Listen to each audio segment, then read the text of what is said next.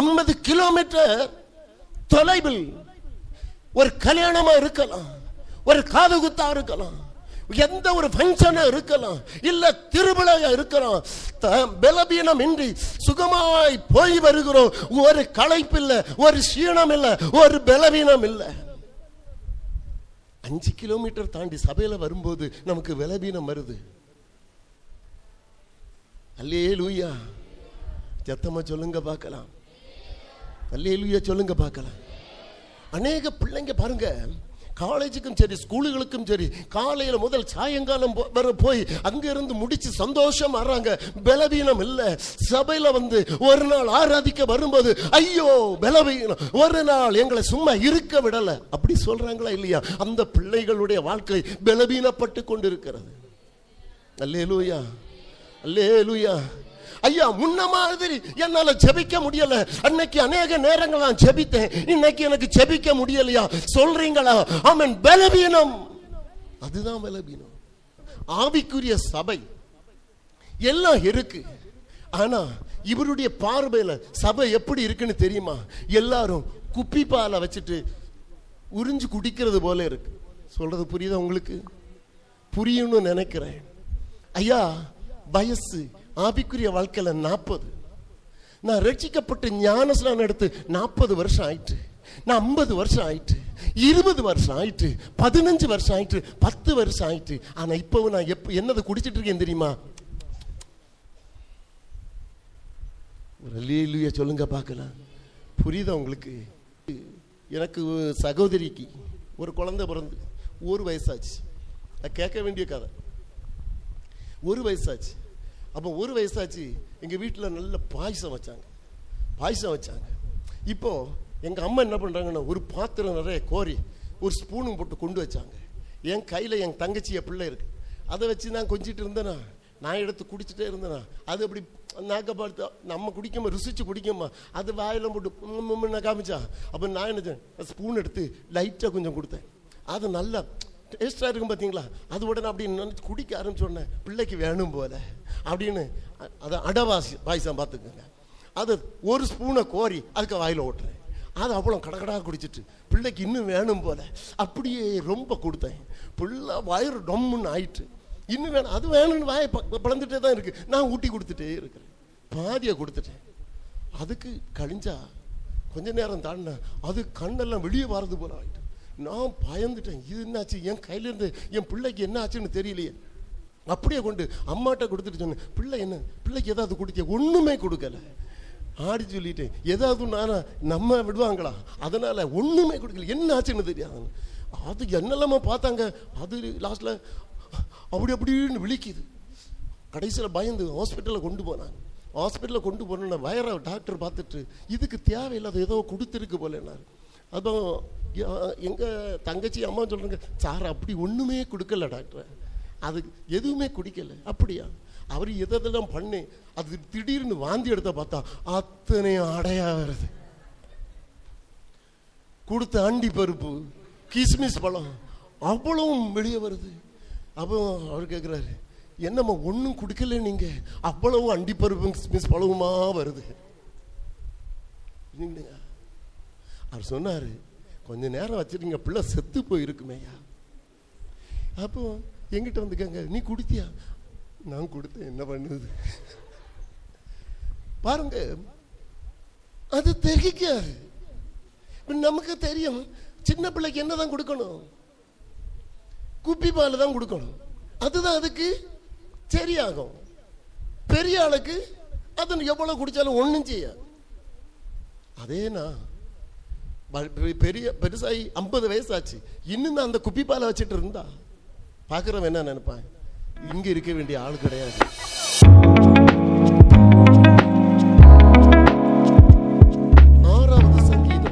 ஒரு அல்லேலூயா சொல்லுங்க பார்க்கலாம்.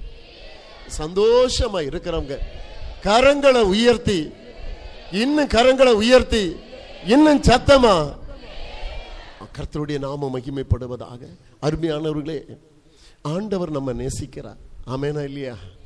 அல்லேலூயா. ஒரு தாயின் கற்பத்தில் ஒரு பிள்ளை இருக்கும்போது அந்த பிள்ளை அது நிரந்தரம் அல்ல. ஏதோ ஒரு 9 மாதம் 9 நாட்கள் 9 வினாடிகள் என்கிற ஒரு பூரண நிலை அடையும் போது அந்த பிள்ளை வெளியே வருகிறது. இந்த பிள்ளை உள்ள இருக்கும் போது புதிய ஒரு உலகத்தில் வாழும்படி கற்றுக்கொள்ளுகிறது. ஒரு அல்லேலூயா சொல்லலாமே. அல்லேலூயா. அப்போ ஆமென். இந்த பூமியில ஆண்டவர் கொடுத்திருக்கிற நாளில வாழும்படிக்கு அது தாயின் கற்பத்தில் பாதுகாக்கப்படுகிறது, அது உருவாக்கப்படுகிறது. அல்லேலூயா. அப்படியானால் அது பிறந்து வெளியே வந்தபோது அதற்கு தெரியும், இது அல்ல, இதற்கு மேலாக ஒரு வாழ்க்கை இருக்கிறது. அதற்காக இந்த பூமியில இருக்கும் போதே தன்னை வாழ்ந்து அதற்காக ஆயத்தப்படுத்தி கொண்டிருக்கிறது. ஒரு அல்லேலூயா சொல்லலாமே. அல்லேலூயா. அப்ப பிறந்த பிள்ளைக்கு தெரிகிறது, இது அல்ல, இனி ஒரு வாழ்க்கை இருக்கிறது. நீங்களும் நானும் ஒன்று புரிந்து கொள்ள வேண்டும், இது அல்ல என்னுடைய நித்தியம், இதற்கு மேலாக எனக்கு ஒரு வாழ்க்கை வைக்கப்பட்டிருக்கிறது, அங்க நான் கடந்து செல்ல வேண்டும். கரங்களை தட்டி உற்சாகத்தோட ஹல்லேலூயா, பிரைஸ் தி லார்ட் ஜீசஸ். போகட்டும். சங்கீதம் பகுதியில் நம்ம வாசித்தோம். ஒரு முறை கூட அந்த வசனத்தை வாசிக்கலாம். என்மேல் இரக்கமாயிரும் கர்த்தாவே, நான் பலனற்று போனேன், என்னை குணமாக்கும் கர்த்தாவே, என் எலும்புகள் நடுங்குகிறது. தாவீது இந்த இடத்துல சொல்லுகிறான், நான் பலனற்று போனேன். பலன் இல்லைன்னா ஒரு மனுஷனால நடக்க முடியுமா? ஆஸ்பத்திரியில் அநேகரை பார்க்கிறோம், ஏன் அவங்களுக்கு பலன் இல்லை. அப்படிதானே இல்லையா? ஐயா, நான் எழும்பி நடக்க வேண்டுமே, ஆனால் எனக்கு ஒரு பலன் வேணும். அப்ப இந்த இடத்துல தாவீது சொல்லுகிறா, நான் பலனற்று போனேன். பலன் அப்படின்னா ஒரு மனிதனுக்கு சரீரமாய் காணப்படுகிற பலன் இந்த இடத்துல சொல்லல, ஒரு ஆவிக்குரிய பலன் பத்தி சொல்றார். அல்லேலூயா. நீங்க அந்த வசனத்துல வாசிக்கும் போது அதனுடைய 4 வாசிங்க பார்க்கலாம். திரும்பும் கர்த்தாவே, என் ஆத்துமாவை விடுவியும், உம்முடைய கிருபையின் நிமித்தம் என்னை இரட்சியும். கரங்களை உயர்த்தி ஒரு அல்லேலூயா சொல்லலாமே. தாவீது சொல்லுகிறான், விடுவியும் கர்த்தாவே என் ஆத்துமாவை நீர் விடுவியும். அப்படின்னா எங்கேயோ ஒன்று ஆமன் பலவீனப்பட்டு இருக்கிறது, அது இந்த ஆத்துமா. ஒரு அல்லேலூயா சொல்லுங்க பார்க்கலாம். வெளியில உள்ள மனுஷனுக்கு ஆமன் ஒரு 5 நாள் ஆகாரம் கொடுக்கலன்னா அது என்ன செய்யும்? சரீரம். சொல்றது புரியுதா உங்களுக்கு? இந்த சரீரத்துக்கு ஒரு 5 நாள் உபவாசத்தை விட்டுருங்க. நீங்க வேலைக்கு போகிறீங்க, நான் வேலைக்கு போறேன், அப்போ 5 நாள் இதுக்கு ஆகாரம் கொடுக்கலன்னா என்ன செய்திடும்? பேசுங்களேன். சோர்ந்து போகுமா போகாதா? ஆனா உள்ளால ஒரு மனுஷன் இருக்கிறான், அது ஆத்துமா. தாவீது சொல்றான், என்னை விடுவியும் கர்த்தாவே. அப்போ இந்த ஆத்துமா ஏதோ ஒரு இடத்துல ஆமென் பலனற்று கிடக்கிறது, அது விடுவிக்க முடியாம பலனற்று கிடக்கிறது. அப்ப ஏன் வெளியில ஒரு மனுஷனுக்கு வாழ வேண்டுமையானால் வெளியில ஆகாரம் தேவை. காலையில மத்தியானம் இரவு அப்படின்னு தினசரி கொடுக்க வேண்டிய ஆகாரம் கொடுக்கலன்னா இந்த சரீரம் பலவீனப்பட்டு போகும். அதே போல உள்ளான ஆத்துமா என்கிறதான ஆமென் உள்ளான மனுஷன் பலனடைய வேண்டுமே ஆனால் அவனுக்கு ஜெபம் தேவை, அவனுக்கு வேத வாசிப்பு தேவை, அவனுக்கு வேத தியானம் தேவை, அவனுக்கு ஆராதனை தேவை, அவனுக்கு அபிஷேகம் தேவை. எந்த சபையை ஆராதித்து பலப்படுகிறதோ அது உள்ளான மனுஷன் பலனடைவான். அல்லேலூயா சொல்லுங்க பார்க்கலாம், சத்தமா சொல்லுங்க பார்க்கலாம். இப்போ நீங்க நல்லா புரிஞ்சு கொள்ளணும்.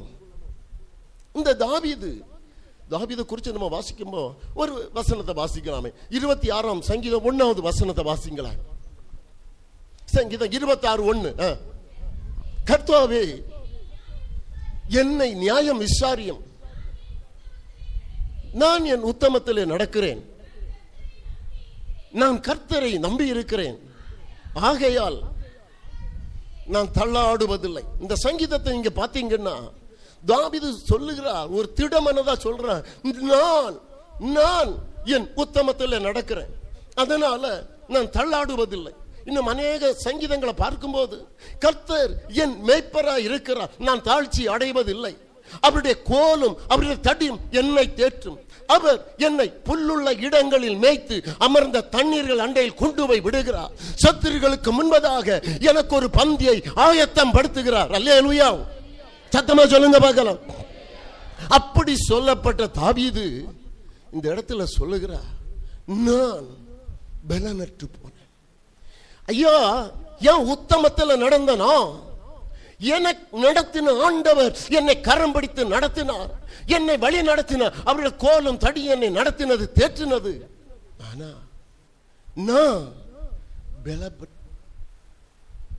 நான் பலனற்று போனேன். ஐயா, அற்புதத்தை கண்டபோது, அதிசயத்தை கண்டபோது கையிலே தப்படுத்து ஆண்டவரை பாடி துதித்த மிரியாம் ஏன்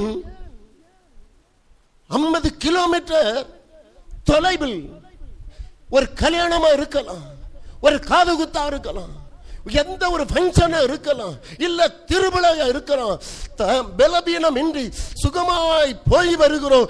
ஒரு களைப்பு இல்ல, ஒரு சீனம் இல்ல, ஒரு பலவீனம் இல்ல. 5 கிலோமீட்டர் தாண்டி சபையில வரும்போது நமக்கு பலவீனம் வருது. அல்லேலூயா. சத்தமா சொல்லுங்க பார்க்கலாம். அல்லேலூயா சொல்லுங்க பார்க்கலாம். அநேக பிள்ளைங்க பாருங்க, காலேஜுக்கும் சரி ஸ்கூலுகளுக்கும் சரி காலையில முதல் சாயங்காலம் வர போய் அங்கிருந்து முடிச்சு சந்தோஷம் வர்றாங்க, பலவீனம் இல்ல. சபையில வந்து ஒரு நாள் ஆராதிக்க வரும்போது ஐயோ பலவீனம், ஒரு நாள் எங்களை சும்மா இருக்க விடல, அப்படி சொல்றாங்களா இல்லையா? அந்த பிள்ளைகளுடைய வாழ்க்கை பலவீனப்பட்டு கொண்டிருக்கிறது. அல்லேலூயா, அல்லேலூயா. ஐயா, முன்ன மாதிரி என்னால ஜெபிக்க முடியல. அன்னைக்கு அநேக நேரங்கள் நான் ஜெபித்தேன், இன்னைக்கு எனக்கு ஜெபிக்க முடியலையா சொல்றீங்களா? ஆமென். பலவீனம், அதுதான் பலவீனம். Praise the Lord. அநேகர் சொல்லி கேள்விப்பட்டிருக்கேன், ஐயா மணிக்கூர் கணக்கு ஜெபிப்பேன் ஐயா, இன்னைக்கு எனக்கு முடியல. ஏன் முடியல? சரீரத்தில் பலவீனம், நிற்க முடியல, இருக்க முடியல. ஏன்? ஆவிக்குரிய தாவீது, ஆண்டவரை மகிமைப்படுத்தின தாவீது, கர்த்தருக்கு பிரயாசப்பட்ட தாவீது, இது என் பலவீனம், என் கர்த்தாவே நான் பலவீனப்பட்டு இருக்கிறேன் என்று சொல்ல காரணம் இல்லாம எதுவும் இல்லை. ஆவியில துடிப்பா இருந்த தாவீதுக்கு இன்னைக்கு சரீரம் ஆவிக்குரிய பலவீனம் வருதுன்னா அதுக்கு காரணம் உண்டு. இங்க வாசிக்கலாம், சங்கீதம் 31:10. என் பிராணன் சஞ்சலத்தினாலும் என் வருஷங்கள் தவிப்பினாலும் கழிந்து போயிற்று. என் அக்கிரமத்தினாலே என் பலன் குறைந்தது, என் எலும்புகள் உலர்ந்து போயிற்று. கரங்களை உயர்த்தி ஒரு அல்லேலூயா சொல்லுங்களேன். இன்னும் சத்தமா சொல்லுங்க பார்க்கலாம். இன்னும் சத்தமா சொல்லுங்களேன். ஐயா, வசனம் சொல்லுகிறது என் அக்கிரமத்தினாலே என் பலன் குறைந்தது. அப்படின்னா பலன் எப்படி குறைகிறது? சத்தமா சொல்லுங்களேன், சத்தமா சொல்லுங்க. அக்கிரமத்தினால. நீங்க அக்கிரமம் செஞ்சீங்கன்னு இல்ல, தாவீது சொல்றார் என்னுடைய அக்கிரமத்தினாலே என் பலன் குறைந்தது. அல்லேலூயா, அல்லேலூயா. சத்தமா சொல்லுங்க பார்க்கலாம். இன்னும் சத்தமா சொல்லுங்களேன். ஆமே, அக்கிரமத்தினாலேயே என் பலன் குறைந்து என் எலும்புகள் உலர்ந்து போயிற்று. ஐயா, எலும்பு எப்படி உணர்ந்துச்சு? என்னுடைய அக்கிரமம், நான் அக்கிரம சிந்தை. உண்மையா சொல்றேன், எல்லாரும் ஸ்தோத்திரத்தோட இருக்கணும், ஜெபம் பண்ணிட்டு இருக்கணும். ஆண்டவர் சபையில மாற்றத்தை எதிர்பார்க்கிறார். இன்னைக்கு ஒண்ணு திரும்பி பாருங்களேன், நம்ம ஆவிக்குரிய தரம் எங்க பின்மாறி போகுதுன்னா, பலன் குறைஞ்சு போகுதுன்னா, ஒருவேளை நம்முடைய வாழ்க்கையில வருகிற ஒரு அக்கிரமம், அக்கிரம சிந்தை, அக்கிரமத்தினால தேவனுக்கு முன்பதாக நம்மால செயல்பட முடியல. அடுத்த ஒரு வசனம் கூட வாசிக்கலாம். அதே சங்கீதம் 38:3 வாசிங்க பார்க்கலாம். உமது கோபத்தினால் எனது மாம்சத்தில் ஆரோக்கியம் இல்லை, என் பாவத்தினால் என் எலும்புகளில் சௌக்கியம் இல்லை. ஒரு அல்லேலூயா சொல்லுங்க பார்க்கலாம். பார்த்தீங்களா? உமது கோபத்தினால் என் மாம்சத்தில் ஆரோக்கியம் இல்லை, என் பாவத்தினால் என் எலும்புகளில் சௌக்கியம் இல்லை. என் எலும்புகளில் சௌக்கியம் இல்லையா? என் எலும்புகளில் வேதனை. ஏன் தெரியுமா? என்னுடைய பாவத்தினால். கண்களை மூடி இருதயத்தில் கையை வச்சு ஆண்டவர் பார்த்து சொல்லுங்க, ஆண்டவரே, அநேக நேரங்களில் நீர் தந்த பலன், ஆவிக்குரிய பலன் நான் இழந்து போகிறது என்ன தெரியுமா? என்னுடைய பாவம். ஏதோ ஒரு விதத்தில் என் ஆண்டவரை காயப்படுத்தி கொண்டிருக்கிறேன். ஏதோ ஒரு விதத்தில் நான் ஆண்டவரை காயப்படுத்தி கொண்டிருக்கிறேன். ஒருவேளை ஆண்டவருக்கு பிரியமில்லாத ஏதோ ஒரு காரியம் என் வாழ்க்கையில பின்தொடர்ந்து இருக்கிறது. அது அடிமைப்படுத்தி என் பலனை ஒடுக்குகிறது. நான் செத்து போய் கொண்டிருக்கிறேன். ஆவிக்குரிய ஜீவிதத்தில் நான் சொத்து அனுபவத்தில் போய் கொண்டிருக்கிறேன். நமக்கு தெரியல சபையே, நமக்கு தெரியல. ஹல்லேலூயா. நம்ம கர்த்தரை சத்தமா உயர்த்தி ஒரு அல்லேலூயா சொல்லுங்களேன். நம்ம அடிக்கடி நம்முடைய வாழ்க்கையை ஒன்று சீர்தூக்கி பார்க்கணும். பாவம் பாருங்க, அநேக விஷயங்கள் நமக்கு தெரியாம இருக்கும். சில பாவங்கள் மறைவான பாவங்கள், துணிகரமான பாவங்கள், இப்படி ரெண்டு விதத்தில் இருக்கு. சில பாவங்கள் நமக்கு தெரியாது பாருங்க, சிலது நமக்கு தெரியும். நீங்க ஆண்டோட சமூகத்தில், ஆண்டவரே எனக்கு உமக்கும் ஐக்கியம், நான் எப்படி இருக்கிறேன் அப்படின்னு நீங்க ஆண்டோட சமூகத்தில் தனிமை இருந்தீங்கன்னா, நீங்களுக்கு மறந்திருக்கிற சில விஷயங்களை கர்த்தர் ஞாபகப்படுத்துறார். எதுக்கு தெரியுமா? அவரோடு சேரும்படிய மறுபடியும் உன் பலன், ஆவிக்குரிய பலன் வெளிப்படும்படியாக. கரங்களை தட்டி வர அல்லேலூயா சொல்லலாமே. அல்லேலூயா. என் எலும்புகளில் சௌக்கியம் இல்லையா, என் எலும்புகளில் ஆரோக்கியம் இல்லை. ஆராதிக்கணும்னு ஆசை, ஆராதிக்க முடியல. செபிக்கணும்னு ஆசை, செபிக்க முடியல. யோசிச்சு பாருங்க, பல மாசங்கள் ஆச்சுல்ல ஆவியில ஆண்டவரோடு இருந்து களி கூர்ந்து பல மாச்சுல்ல. ஏதோ ஆராதிக்கிறோம். அன்னைக்கு இருந்து ஒரு அந்த அனுபவம் இன்னைக்கு இருக்கான்னு கேட்டா எத்தனை பேருக்கு சொல்ல முடியும்? நான் அன்னைக்கு இருந்ததை விட இன்னைக்கு பலமா இருக்கிறேன்னு கரங்களை உயர்த்துங்கன்னு சொன்ன எத்தனை பேர் சொல்ல முடியும்? ஆவிக்குரிய அனுபவத்தில் செத்து கொண்டு ஆண்டவர் 7 சபையில் ஒரு சபையை பார்த்து சொன்னார், நீ அனலும் இல்லை குளிரும் இல்லை. பிரைசலோடு நீ ஒன்னி அனலாயிரு, இல்லைன்னா குளிராயிரு. நீ வெதுவெதுப்பான நிலையில இருந்து கொண்டிருக்கிற. நமக்கு தெரியல, நாம நினைச்சிட்டு இருக்கிறோம் நான் ஆண்டவரோடு இருக்கிறேன். இல்ல மக்களே, இல்ல தெய்வ பிள்ளையே, நம்ம அனுதினமும் ஆண்டவரை விட்டு தூரம் போய் ஆவிக்குரிய வாழ்க்கையில செத்து கொண்டு இருக்கிறோம் என்பது உண்மை. இன்னைக்கு ஒரு ஜீவன் பெறணும். அல்லேலூயா சொல்லுங்க பார்க்கலாம். ஏதோ ஒரு விதத்தில் ஒரு பாவம் நம்மை அடிமைப்படுத்தி கொண்டிருக்கிறது என்றால் அதை விட்டு வெளியே வரும்படி என் கர்த்தர் அழைப்பு கொடுக்கிறார். அல்லேலூயா. அது இல்லைன்னா அது உன்னை கொன்றுடும். ஆவிக்குரிய வாழ்க்கையில நீ எழும்ப முடியாதபடி அது உன்னை அடக்கி போடும். ஓ பிரைஸ் தி லார்ட். சபையை கர்த்தர் சுத்திகரிக்க விரும்புகிறார். ஏதோ ஒரு விதத்தில் விட முடியாத சில விஷயங்கள் ஆமென் உன்னை அலட்டி கொண்டு இருக்கிறது, உன்னை நெருக்கி கொண்டு இருக்கிறது. முடியல பல முறை ஏதோ ஒன்று உன்னை அடிமைப்படுத்தி கொண்டிருக்கிறது. வெளியே வா சபையை.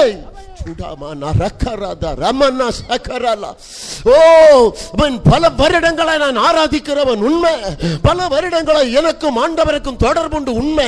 ஆனால் ஏதோ ஒன்று இன்னும் அதிலிருந்து உனக்கு வெளியேற முடியவில்லையே. சபையே, நான் ஆராதிக்கிற உண்மை, நான் ஜெபிக்கிற உண்மை, இன்னும் எகிப்தும் விடவில்லையே. அல்லேலூயா. எகிப்தை விட்டு இடத்துல மாற்றம் வந்துச்சு. அல்லேலூயா. ஆண்டவர் சபையை நேசிக்கிறார், கர்த்தர் சபையை நேசிக்கிறார்.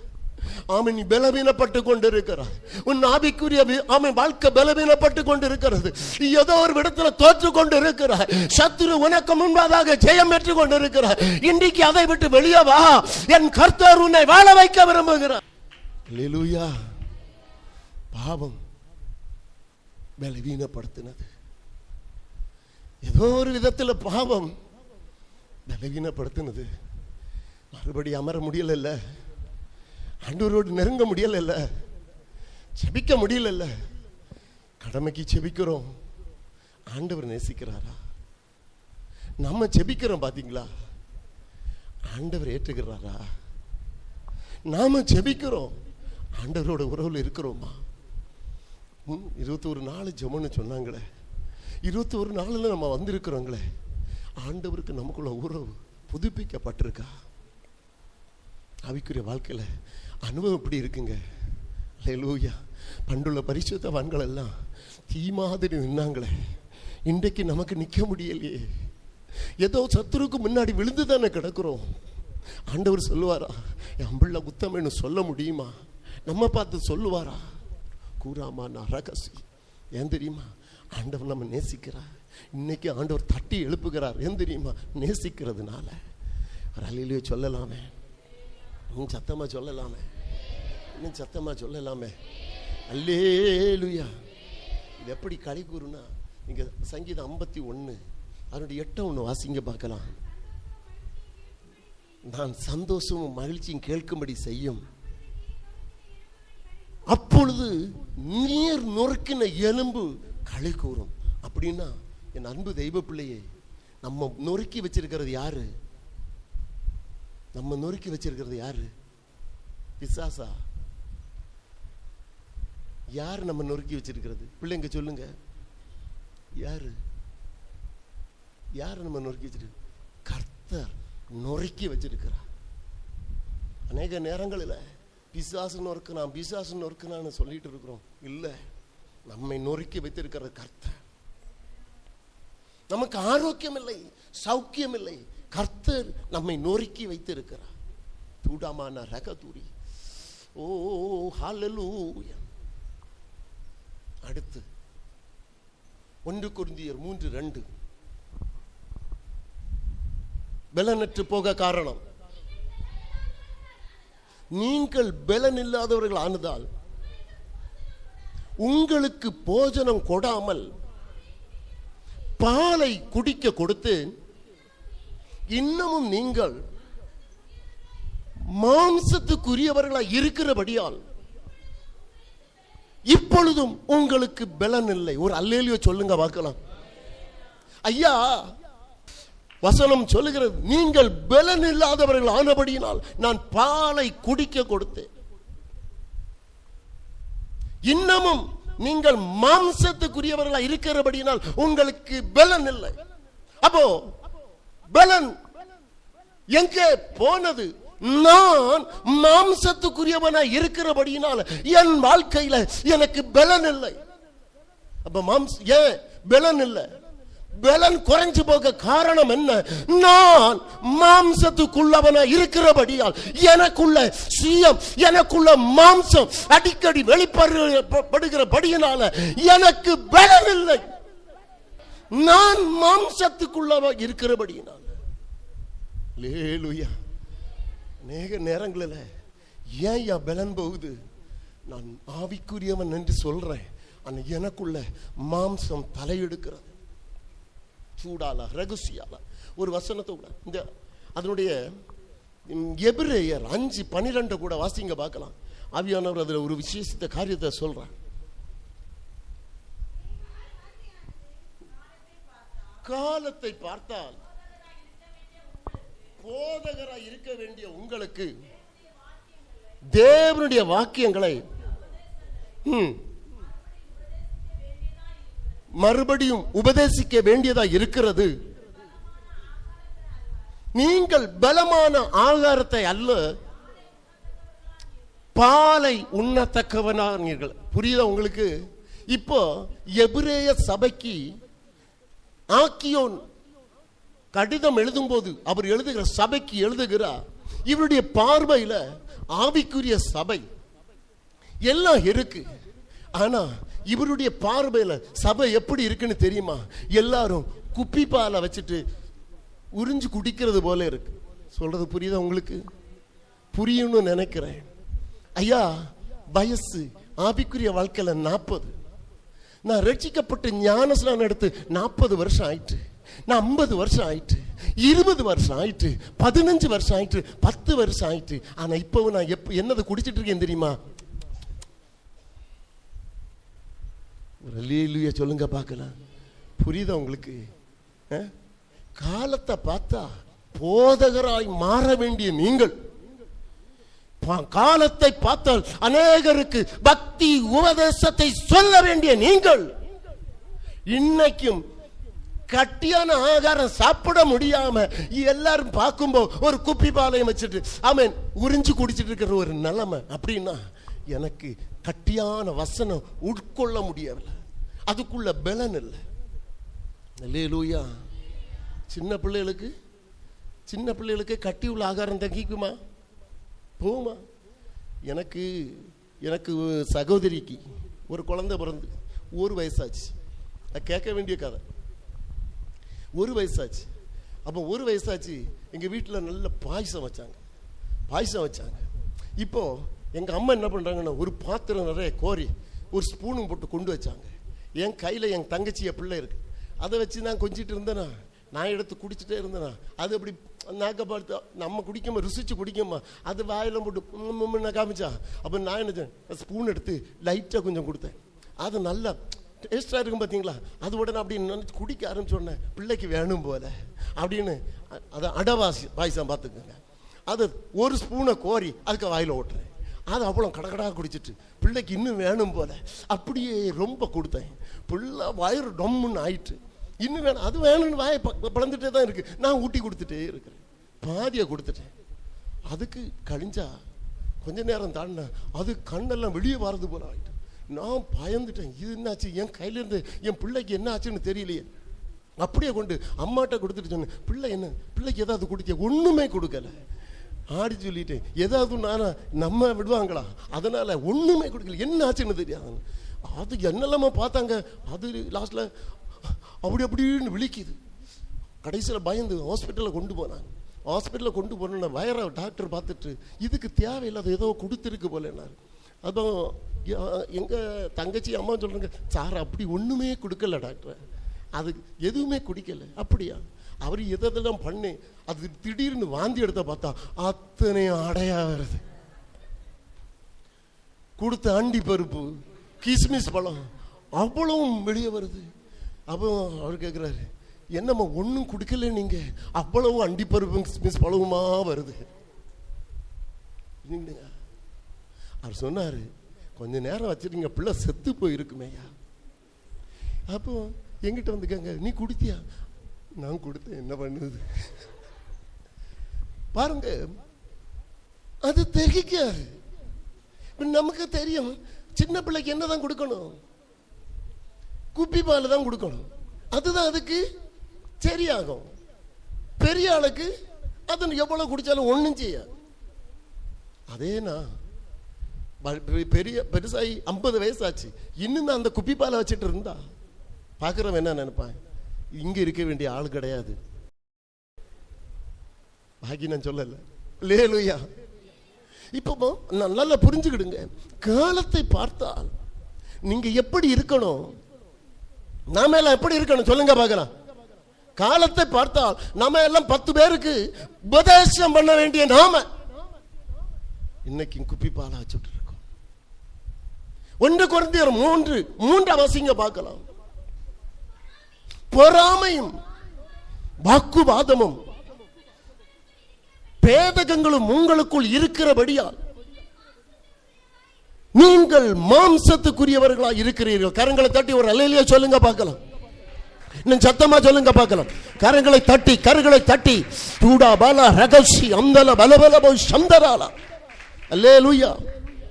அப்போ வசனம் என்ன சொல்லுது?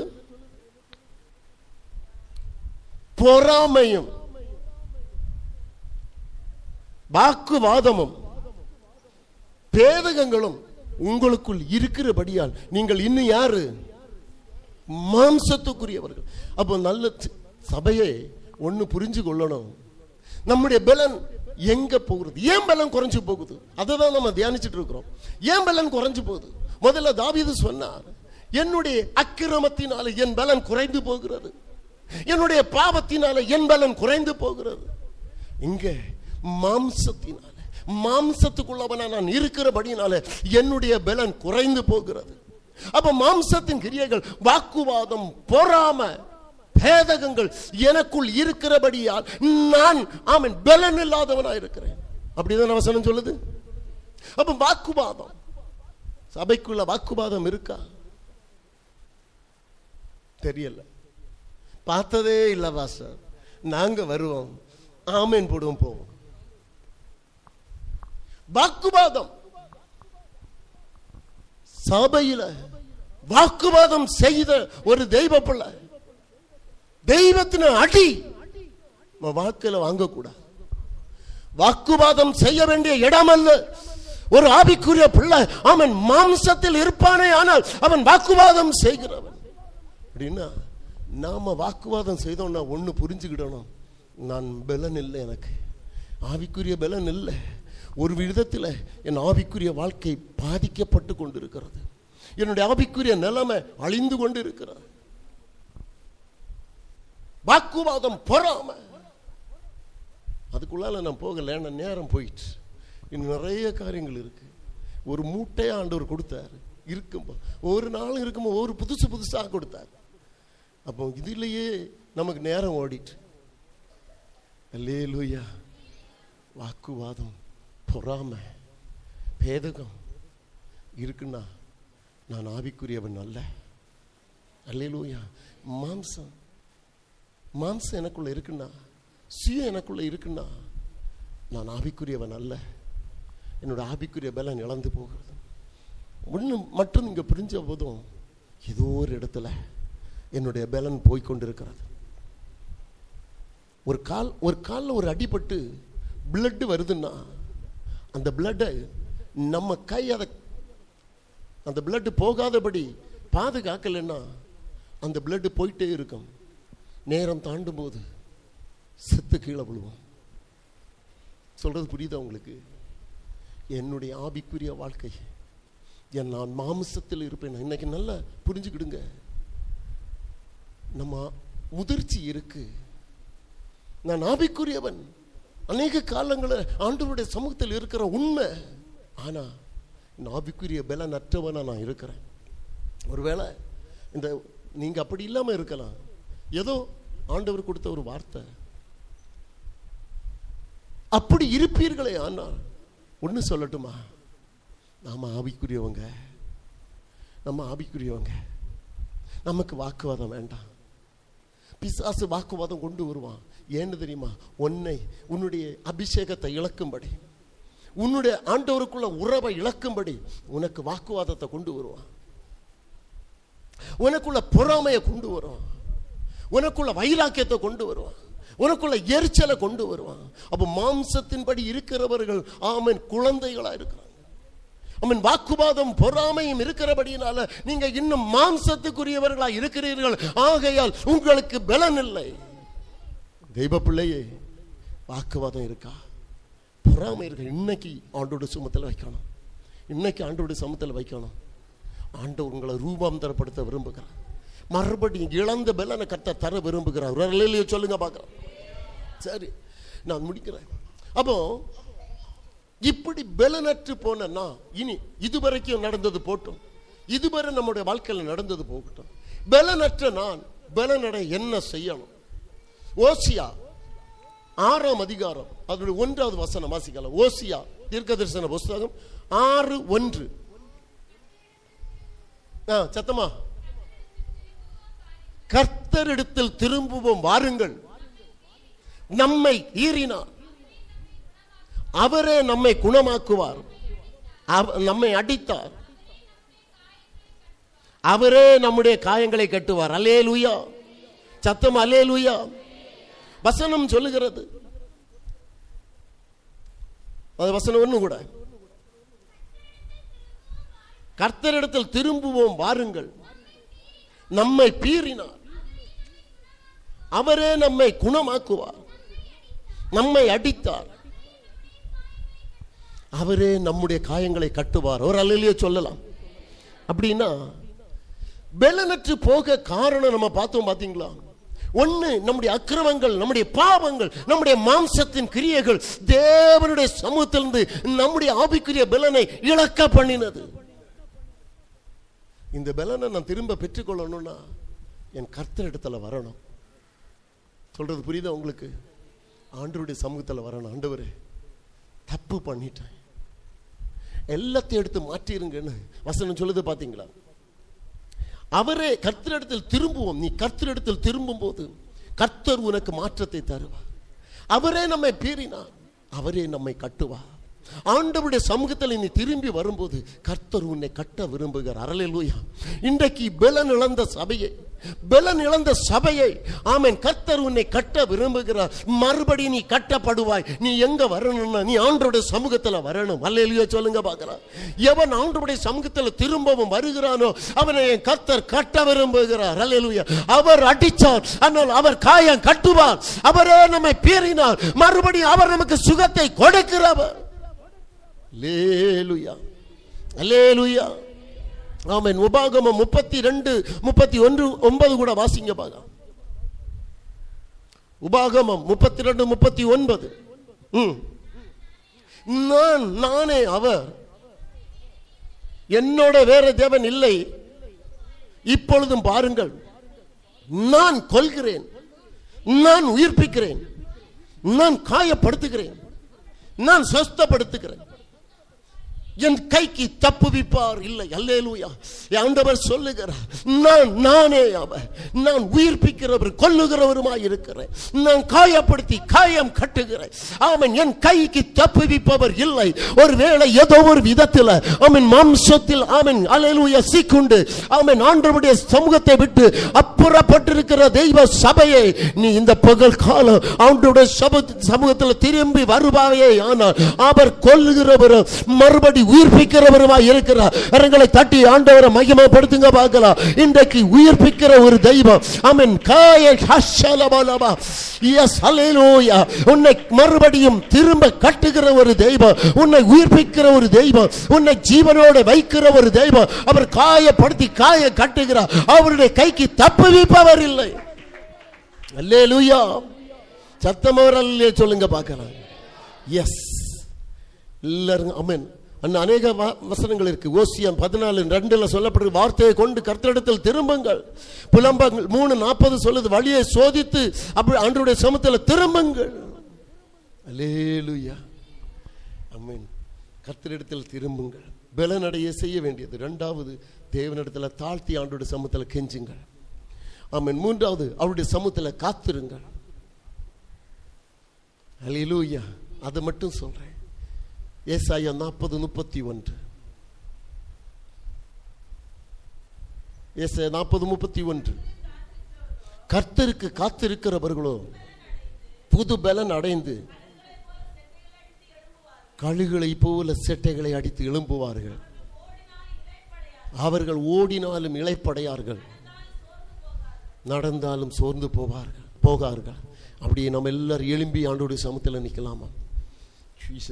எல்லாரும் எழும்பி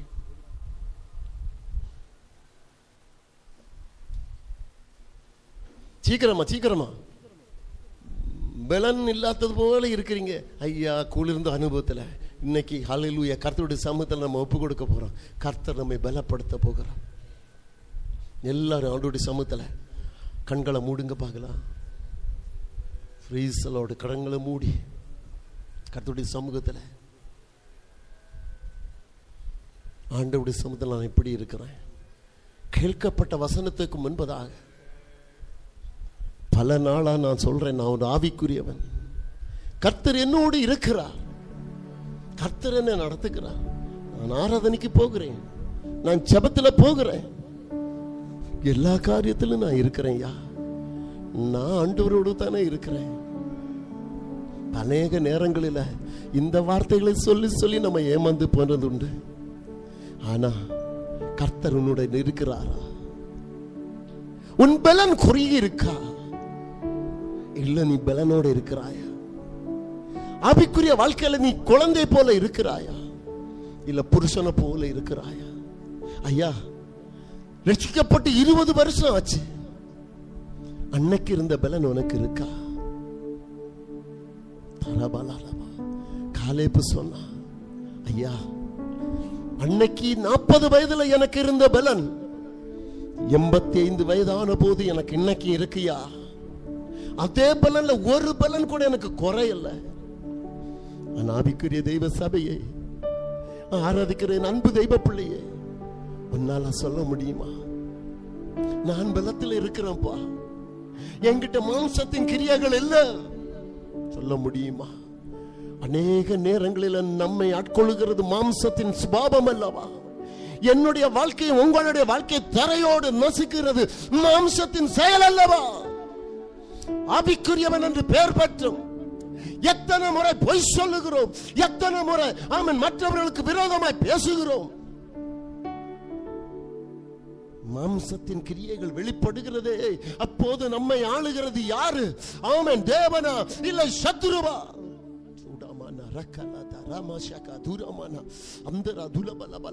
ஒப்பு கொடுத்து ஆண்டோட சமூகத்தில் இன்னைக்கு இதுல ஒரு மாற்றம் வரணும், இன்னைக்கு இதுல ஒரு மாற்றம் வரணும். ஆவிக்குரிய பலன் எனக்கு வேணும் ஆண்டவரே, ஆவிக்குரிய பலன் வேணும்.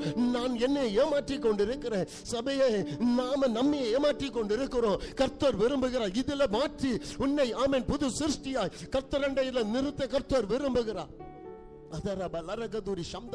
இருதயத்திலிருந்து வார்த்தை வெளிப்படட்டும், இருதயத்திலிருந்து ஒரு மாற்றம் வெளிப்படட்டும். உன்னை எழும்ப விடாதபடி கிரியை செய்கிற அந்த சத்துடைய வல்லமைகள் இந்த பகல் காலம் வேரோடு பிடிக்கப்படுவதாக. இதுவரைக்கும் உன்னை அபகாசம் சொன்ன, இதுவரைக்கும் நீ வேணும் நீ வேணும் நீ வேணும் என்று உன்னை